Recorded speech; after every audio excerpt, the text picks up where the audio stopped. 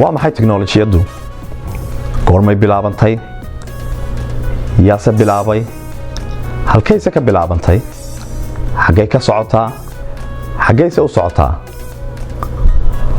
dhammaan marxaladaha ay tiknoolajiyadu soo martay iyo heerarkii kala duwanaa ee ay ka soo gudubtay ilaa iyo ayna soo gaadhaysay maanta waxaad dhawaan kaga bogan doontaa telefishinka qaranka jamhuuriyadda Somaliland ee Somaliland National TV